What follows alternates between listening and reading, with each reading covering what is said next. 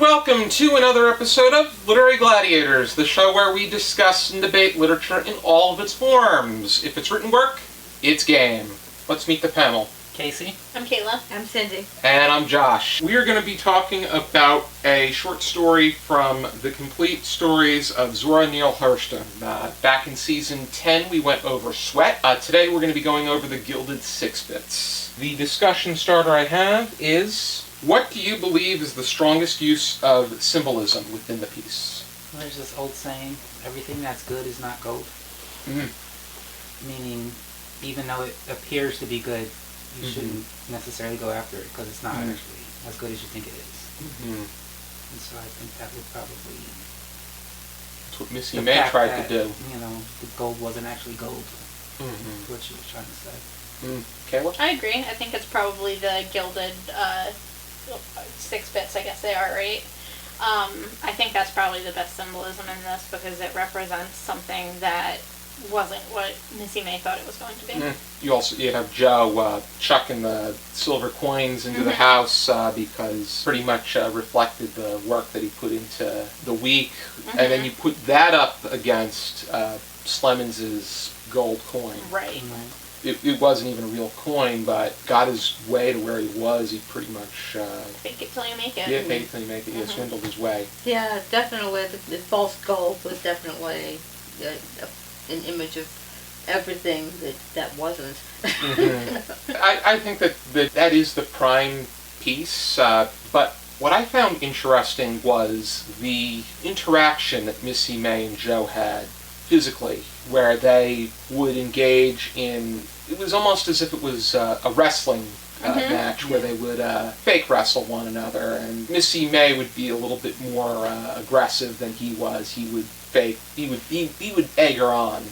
And given that this was written in 1933, where people did not bring about details of sex the way that they do now, where just about every story has a sex scene where someone's stripping off someone's clothes and they're getting intimate, tasting their neck and all the way down.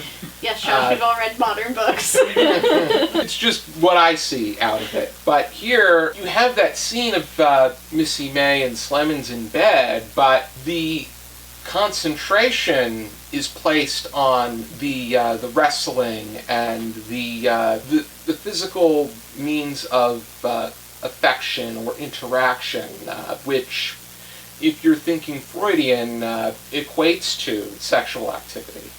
I was thinking the same thing. Like, when I was first reading, when I started reading this, I was like, oh my god, this is such a cute, healthy, wonderful relationship. Like, they're just really...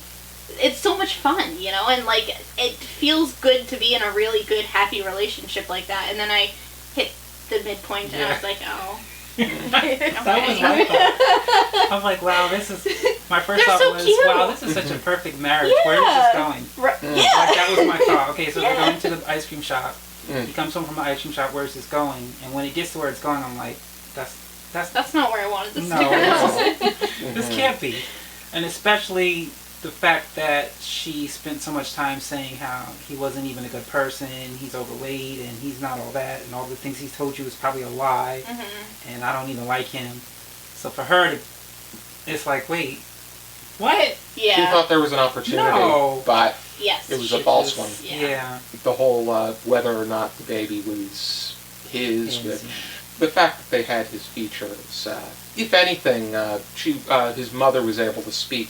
Well, I think when I read that part, because there was a time period in between of when it happened, because it said that he wasn't coming home for a long period of time, and that one day he came back and needed a massage. I guess that's when she conceived. But I think the reason why he thought it might not be his is because his mother, before he got married, we were kind of told that his mother already told him you shouldn't marry her because she's going to end up like her mom. So when he catches her, now he's probably thinking, oh, so how many times have you done? Is this your girl first time? Right. Or have you done this, and since I've been gone, have you still been doing this? Right, and I think even if the timeline meets up, like, with him, I think there's always in the back of his head, like, that little wheel turning, saying, like, is it? Because there were interactions between the two of them after the encounter.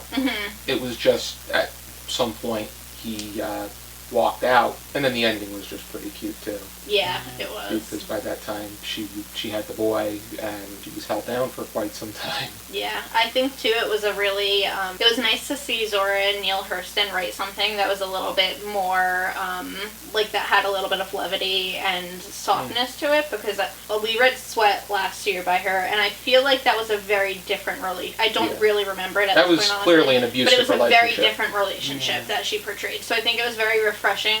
Same with Their Eyes Were Watching God. It wasn't like a very good relationship in that book either. So I think it was refreshing to see her write something that was a little bit happier. In a way, it touches upon the cycle of a marriage and what it has to offer.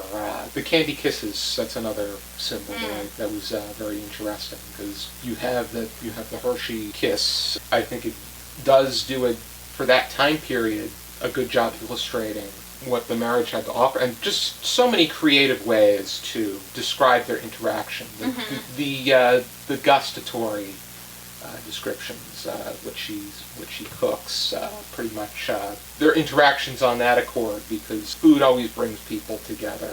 Granted, both genders, but the males are very food-driven, especially when their spouses are good cooks, and because we're in a new age, 87 years later, vice versa, the female is really driven by a good meal. Like you all said, that from the beginning, when I was reading it, I thought at first, I was like, wait, this is supposed to be his wife, but you know, when they're interacting at the very beginning, it's like they get along like sister and brother. And I thought, well, that's kind of nice for about a minute and a half, until I realized this was a little not so much that. Then I thought it was a good representation of the journey of being a married couple, and I liked it because I thought it was writing about the intimacies of marriage from the year that it was actually published, and I thought, well, that's actually very bold.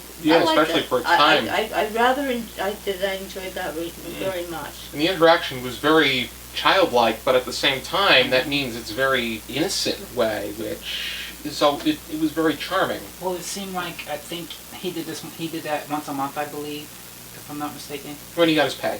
And it seems like they were saying, so we're going to be adults, and then this one time in my life, once a month, we're going to be children, and we're going to, let the cares go away and have fun with one another.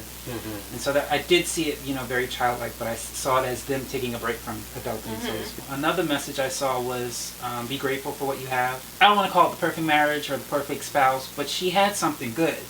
But because she didn't have what she wanted was gold, she decided to do what was wrong to get what she wanted. And I think had the gold been real, the response would have been, well, at least you got what you wanted. But I think the message she was trying to share was the grass is not always greener, and you shouldn't seek after things that you don't need. Because that was my first thought. Was like, well, at least you got the gold. And then when you read it wasn't real, you're like, are you kidding me?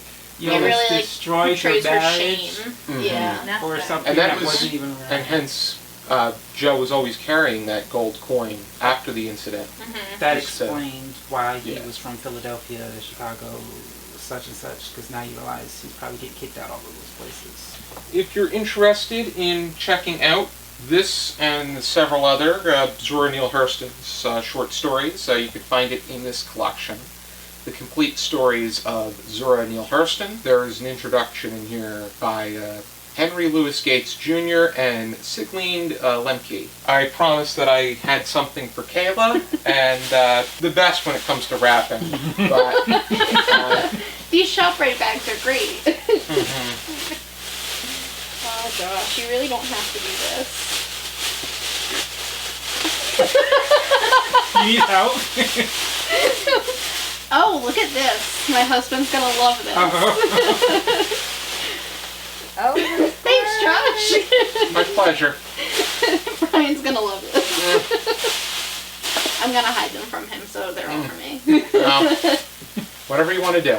It was great that I had the opportunity to be able to pick them up. I used to love I would get the Hershey bars in that kind of box. You should hide them in your pocket and let them find them. Oh, yeah. Like this story. I don't think I'm going to fit these in my pocket. Yeah, it is pretty big. I don't I don't think Kayla's going to want to rip whatever pocket or article of clothing that has the pocket. No. But be sure to join us next time for another episode of Literary Gladiators. For now, happy birthday, Kaila. Thank you. And keep reading. Hi, Literary Gladiator fans. I'm Rennie, and I'm on the panel that we'll be discussing next, Mary Renault's The Last of the Wine. Joining the panel will be Dan, me, Rennie, Dominica, and our host Josh. And please support us on Patreon.